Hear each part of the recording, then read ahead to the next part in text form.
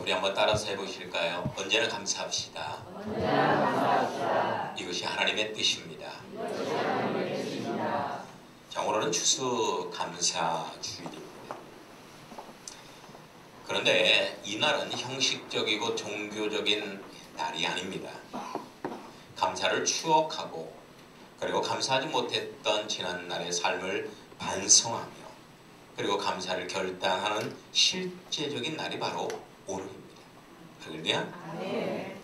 저는 설교를 준비하면서 감사할 것이 무엇인가를 한번 생각해 보았습니다. 예수 믿어서 구원받은 것에 대해서 감사합니다. 목사가 돼서 하나님의 말씀을 전할 수 있는 것에 대해서 감사합니다. 요한계시록을 깨닫게 되고 증거할 수 있게 되어서 감사합니다. 살 집이 있고 목회할 교회당이 있어서 감사합니다. 가족들이 있고 세부천 교인들이 있어서 감사합니다. 사람들이 인정해 주지 않아도 작은 일에 성실할 수 있게 되어서 감사합니다. 매 순간 주님을 바라보며 하나님의 뜻을 묻게 해 주심에 대해서 감사합니다. 지나간 것을 쉽게 잊어버릴 수 있어서 원한을 품지 않게 하심에 감사합니다. 이런 감사 제목이 갑자기 생각이 났고요. 더 많은 것들이 생각나는데 이것은 발표하지 않겠습니다. 여러분 감사합시다. 옆에 있는 분에게 말씀해 보세요. 감사합니다. 감사합니다. 감사합니다. 여러분이 어떠한 형편에 있든지 감사한다는 것은 하나님의 뜻입니다. 감사는 가정을 살리고 기업을 살립니다.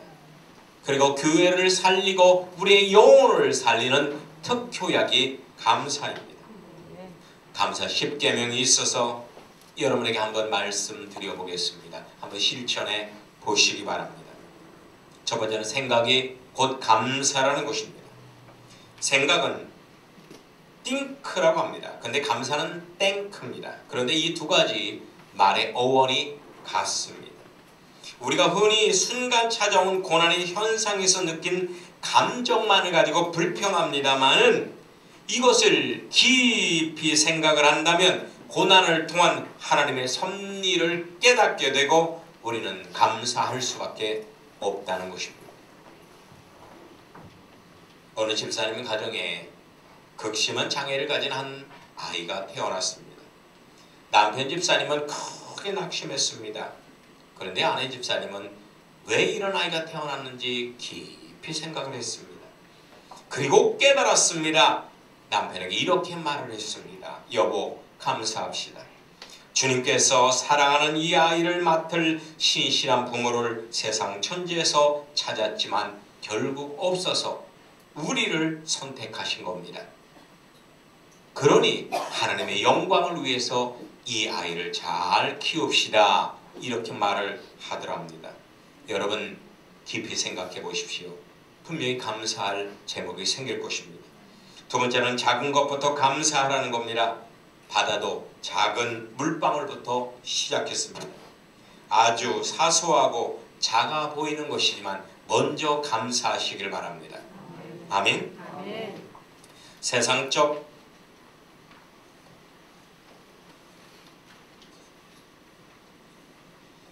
그리고 세 번째는 자신에게 먼저 감사하는 겁니다. 한번 따라서 해보십시다. 자신에게 먼저 감사합시다. 자신에게 먼저 감사합시다.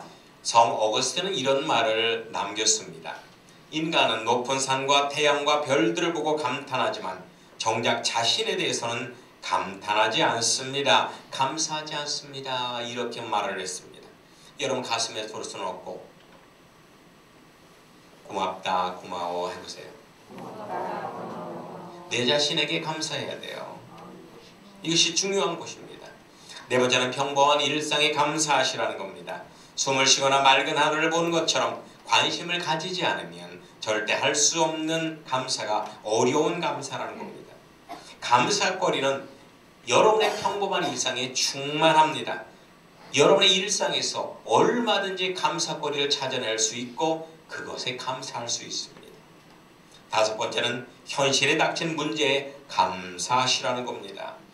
문제는 항상 해결책이 있기 마련이죠. 그래서 감사하라는 겁니다. 아멘. 여섯 번째는 더불어 감사하시라는 겁니다. 장작도 함께 쌓여 있을 때 더 잘 타는 법이죠. 가족끼리 감사를 나누면 30배, 100배의 결실로 돌아오는 법입니다. 여러분 감사합시다.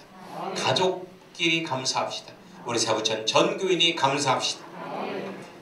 일곱 번째로 그럼에도 불구하고 감사하십시오. 좋은 결과를 보고 감사하지 마십시오. 어려운 문제 앞에서 드리는 감사가 참으로 아름다운 감사입니다. 그리고 여덟 번째로 잠들기 전에 감사하시기를 예수님의 이름으로 축원합니다. 여러분 잠들기 전에 주님 감사합니다. 여보 고마워요. 얘들아 고맙다. 한번 실천해 보십시오. 여러분에게 놀라운 기적이 일어날 것입니다. 그리고 아홉 번째로 감사의 능력을 믿고 감사하라는 겁니다. 감사는 메아리 효과가 있습니다. 감사하면 감사한 대로 그 이상으로 이루어지는 것입니다. 열 번째로 모든 것에 감사하십시오. 여러분의 삶에서 은혜와 감사가 아닌 것이 있습니까? 모든 것이 감사거리고 은혜거리입니다. 우리는 이것에 감사해야만 합니다. 아멘. 여러분 감사의 조건은 먼 미래에서 찾지 마십시오. 지금 이 순간 우리의 평범한 일상 속에 감사거리가 차고 넘칩니다. 우리 일상 중에는 충분히 감사할 수 있음에도 우리의 무리한 탐욕과 조급함 때문에 감사하지 못하는 것들이 참 많이 있습니다. 감사의 조건은 정욕적인 관점이 아닙니다. 성경적 관점에서 찾을 때 감사의 조건을 찾을 수 있습니다. 정욕적인 관점에서는 영원히 감사의 조건이 보이질 않기 때문입니다. 왜입니까? 우리 정욕은 영원히 채울 수 없는 블랙홀과도 같기 때문입니다. 내 정욕이 만족하면 감사하겠다. 그런 일은 결코 없습니다. 그런 일이 결코 없어요. 제가 아는 어느 고향에 집사님이 계신데 11조를 안 하세요. 그분은 놀고 있어요. 그래서 11조 왜 안 하십니까? 하니까 아유 직장 잡으면 할게요. 직장 잡았어요. 그래도 안 하는 거예요. 왜 안 하십니까? 하니까 아유 집 하나 마련하면 할게요. 그래 집을 마련했어요. 그래도 안 하는 거예요. 왜 안 하십니까? 하나님이 땅이라도 주시면 할게요. 그런데 하나님께서 한 1500평의 산을 주셨어요. 그래도 안 하는 거예요. 그럼 지금은 어떻게 되는 줄 아십니까? 다 직장도 잃고 집도 잃고 산도 잃고 쫄딱 망해 있습니다. 여러분 하나님께 드릴 것은 하나님께, 가이사에게 드릴 것은 가이사에게. 우리가 감사를 생활한다면 우리는 기꺼이 하나님께 드릴 것입니다. 아멘. 여러분 감사하는 삶은 성경의 핵심입니다. 행복의 지름길입니다. 감사하면 행복해지는 것입니다. 행복해서 감사하는 것이 아닙니다. 타락한 인간이 잃어버리는 보물, 그것은 감사입니다. 불평은 교만의 산물이요 감사는 겸손의 산물입니다. 세상적 감사와 성경적 감사는 분명한 차이가 있지요. 세상적 감사는 우리의 정과 욕심을 만족시킬 만한 조건이 충족될 때 감사하게 됩니다. 예를 들어서요, 등남을 했다든지, 회사에서 승진을 했다든지, 어렵게 집을 마련했다든지, 사둔 땅값이 올랐다든지, 로또 복권에 당첨되었다든지, 그리고 명문대학에 합격했다든지, 이러면은 우리는 감사합니다. 그런데 내 뜻대로 이루어지지 않으면 당연히 불평하고 원망하고 짜증을 내는 것이 우리의 모습입니다. 하지만 성경적 감사는 내 정과 욕심이 만족되지 않을지라도 그것이 하나님의 뜻이라면 감사합니다. 왜입니까? 감사의 기준이 하나님이기 때문입니다. 이런 감사가 하나님을 영화롭게 하고 우리의 삶을 풍요롭게 하는 참 감사라는 것입니다. 윌리엄 다이어라는 사람이 이런 말을 했습니다. 자비를 베푸신 하나님께 감사하는 것은 더 많은 자비를 받는 길이고, 불행에 대해서 감사하는 것은 불행을 없애버리는 방법입니다. 이런 말을 했습니다.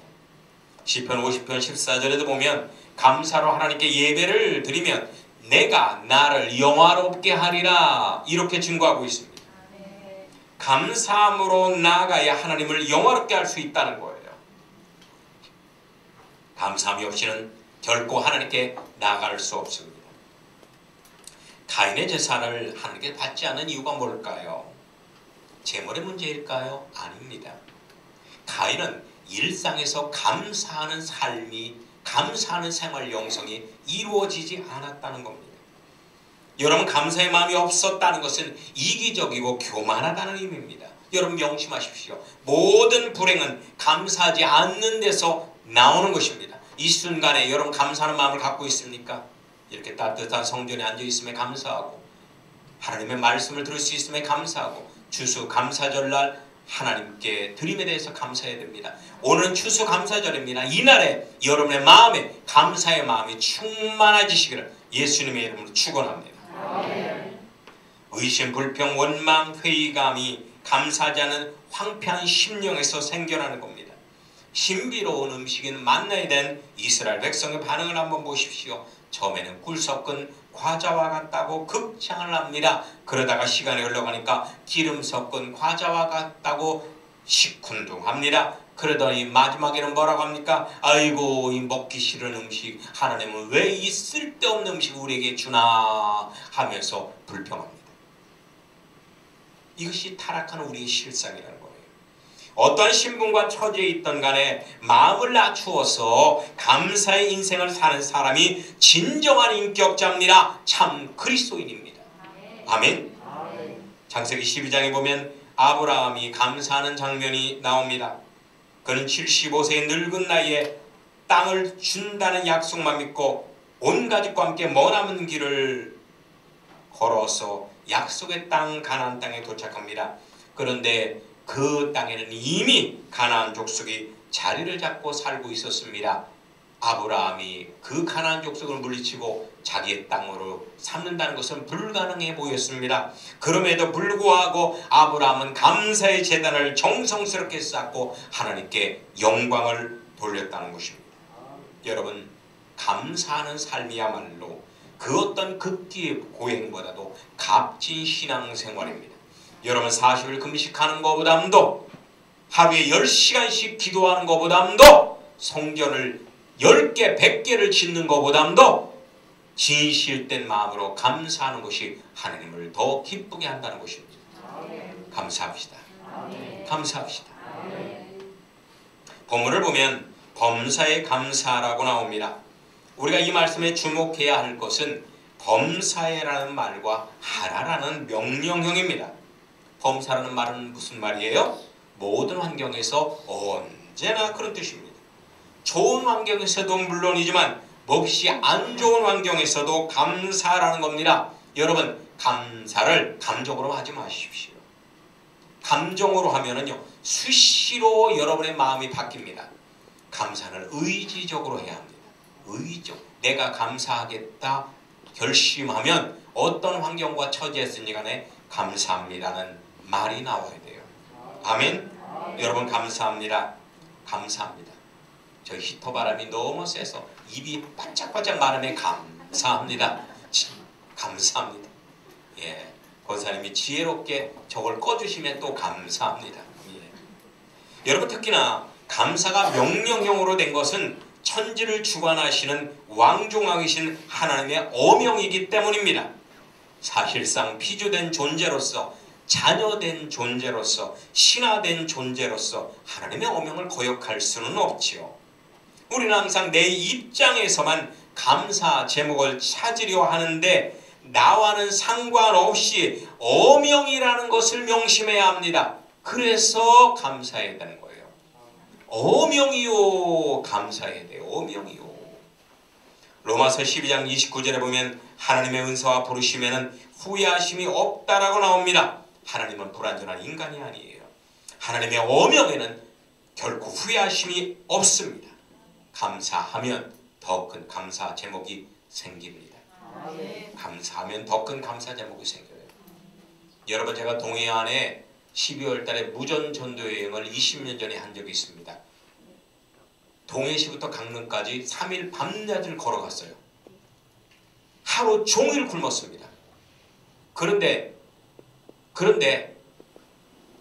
주님께 감사해야 되겠다는 마음이 들어서 주님 감사합니다 라고 그 도로에 무릎 꿇고 기도했습니다. 그러다 좀 걷다 보니까 고추장이 튜브형 고추장이 하나 툭 떨어져 있는 거예요. 하나님 고추장을 주시니 감사합니다 그랬습니다. 그랬더니 이게 웬일입니까?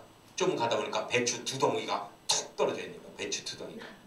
그래서 하나님께서 고추장을 주신 이유를 알고 더욱 감사했습니다. 그래 배추에다 고추장을 찍어서 배불리 먹고 또 계속 무전 전도여행을 할 수가 있었습니다. 여러분 감사합시다. 아멘.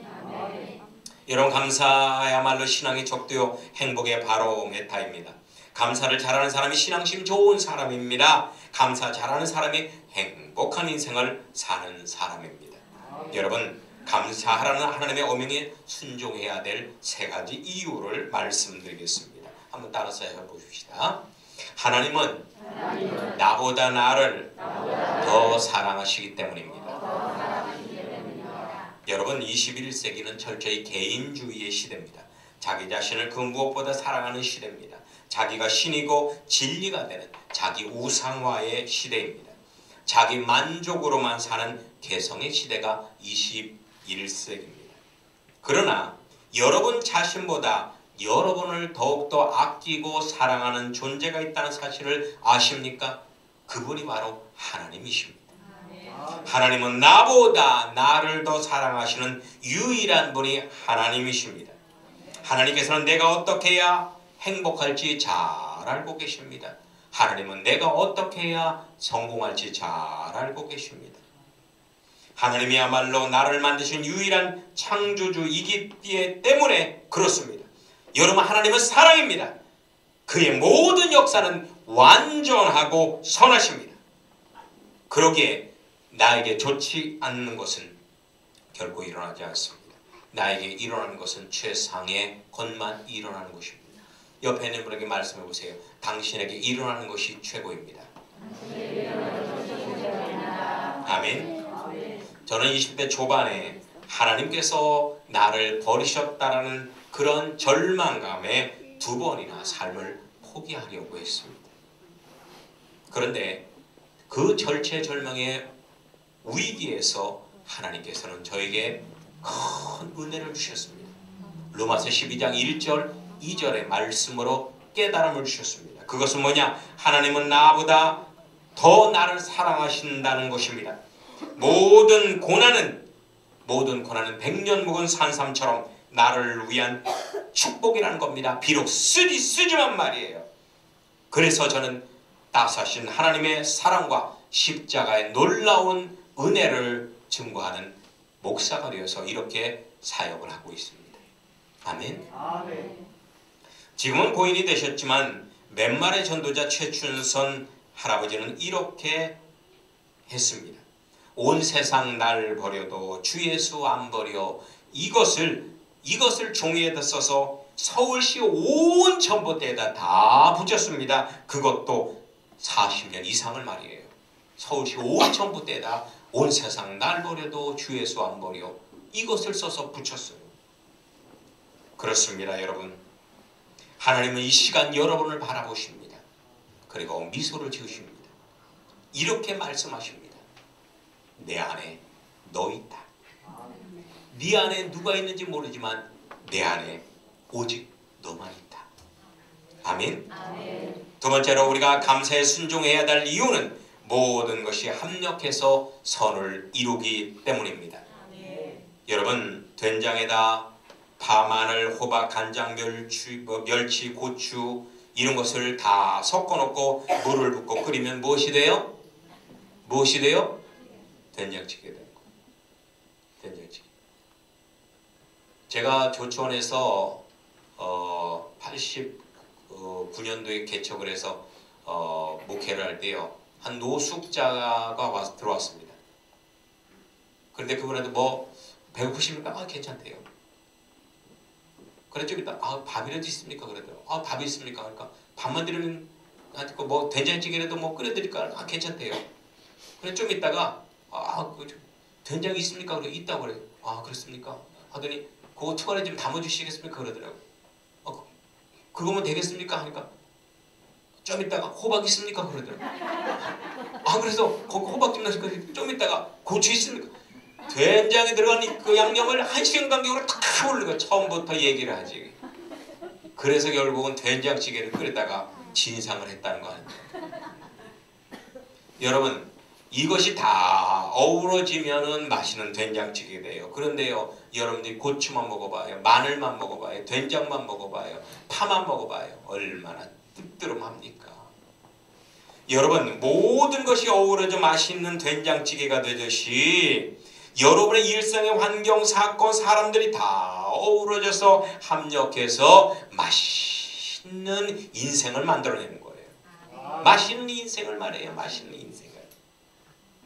내 삶에 일어나는 희노애락의 모든 일들이 각각에는 아무 의미가 없는 불필요하고 고통스러워 보일 겁니다. 하지만 결국 하나님 안에서 다 합력해서 선을 이룬다는 겁니다. 인생을 조각조각 나누어 보니까 고통스러워 보이는 것이죠. 슬퍼 보이고 낙심하는 것이죠. 좀 더 자신을 객관해 보십시오. 모든 환경, 사람, 사건을 긍정해서 합쳐 보시기 바랍니다. 그러면 모든 것이 나의 행복을 위한 것이고 우리의 가족의 평안을 위한 것이고 이 나라의 안전을 위한 것이라는 것을 깨닫게 되는 것입니다. 아멘. 세상의 모든 것은 개별적으로 독립된 것이 없습니다. 깊은 유기적인 관계를 맺고 있습니다. 어느 하나라도 없으면 전체가 무너지는 그런 사슬의 관계입니다. 지금 당장 나에게 고통을 주는 것처럼 보이지만 결국 그것 때문에 내가 행복해진다는 사실을 명심하시기 바랍니다. 아멘. 그리고 마지막으로 우리가 감사에 순종해야 될 이유는 하나님이 허락지 않으시면 그 무엇도 우리에게 일어나지 않기 때문입니다. 한번 따라서 해보십시다. 하나님이 허락해야 나에게 일어난다. 아멘. 아멘. 구원받음과 동시에 우리는 무엇이 돼요? Nothing이 됩니다. 예수님은 무엇이 돼요? Everything이 되는 거예요. 구원받기 전에는 내가 Everything이 돼요. 예수님은 Nothing이 돼요. 그러나 구원받음과 동시에 예수님이 Everything이 되는 겁니다. 오늘도 세례를 받으실 분들이 여러분이 있습니다만 이분들은 분명히 명심하셔야 돼요. 이제부터 나는 죽었다. 오직 내 인생에 예수님만 살아계신다. 여러분, 제 호가 무엇인지 아십니까? 맞습니다. 모름일입니다. 제 호는 모름입니다. 모름. 제 호는 무아, 즉 아무것도 아니다. 그러니까 모른다는 거예요. 제 존재는 없다. 나는 뭐다? 개뿔이다. 그런 뜻이에요. 나는 개뿔이다. 이게 제 호입니다. 무아, 아무것도 아니다. 제가 개떡이 돼야지 예수님이 찰떡이 되시죠. 안 그렇습니까? 아멘. 예. 우리는 하나님의 소유된 백성입니다. 그런 우리는 하나님께서 정해주신 인생을 살아야 하는 것이죠. 이것을 광야의 삶이라 칭하는 것입니다. 그 누구도 결코 하나님의 허락 없이 하나님의 백성을 다스릴 수 없는 것입니다. 우리는 때때로 화들짝 놀라면서 이런 말을 해요. 하나님 어찌하여 이런 일이 저에게만 하면서 놀랍니다. 여러분, 그러지 마십시오. 하나님이 하신 겁니다. 하나님이 하신 거에 놀랄 필요 없습니다. 놀랄 필요 없어요. 제가요 새벽 한 2, 3시쯤 되면은 아이들 방에 들어가서 어떻게 자는지를 봐요. 왜냐면 아이들이 이불을 자꾸 차내 긁고 자니까. 그래 어떻게 가서 보면은 아이들이 제가 들어온 거 깜짝 놀라서 팔뚝 일어나면서 누구야? 이럽니다. 그러면 제가 뭐라고 앉아서 아빠야 아빠 하면 하고 또 누워서 잡니다. 여러분 걱정하지 마십시오. 하나님입니다. 여러분 놀랄 때마다 나야 나 하고 하나님께서 여러분의 어깨를 토닥이십니다. 걱정하지 마십시오. 우리는 세상 사람을 못 믿어도 하나님은 믿을 수 있습니다. 하나님이 허락했다는 것 반드시 그것은 나에게 축복이 되기 때문에 허락하신 겁니다. 지금 당장은 고통스럽지요. 하지만 우리는 감사합시다. 장차 올 영광에 비교하면 아무것도 아닙니다. 내 인생의 주관자는 따스하신 하나님이라는 것을 잊지 마십시오. 하나님께서는 당장 필요 없는 것은 기적으로라도 제거해 주십니다. 그러나 필요하다고 생각하는 건 그냥 두십니다. 만약에 여러분들에게 없는 것이 필요하다고 하나님이 생각하시면 홍해를 갈라서라도 여리고성을 무너뜨리시라도 여러분에게 채워주십니다. 그러므로 우리에게 십자가가 주어지면 무조건 불평하지 말고 우선 감사하고 하나님의 뜻을 구하시기를 축원합니다. 감당할 힘과 은혜를 달라고 손이 간구하시기 바랍니다. 그리고 묵묵히 믿음으로 기다리시면 하나님의 때 놀라운 축복이 쏟아질 것입니다. 여러분 언제나 감사합시다. 이것이 여러분을 향한 하나님의 뜻입니다. 아멘. 우리 시간 찬양하고 기도하겠습니다.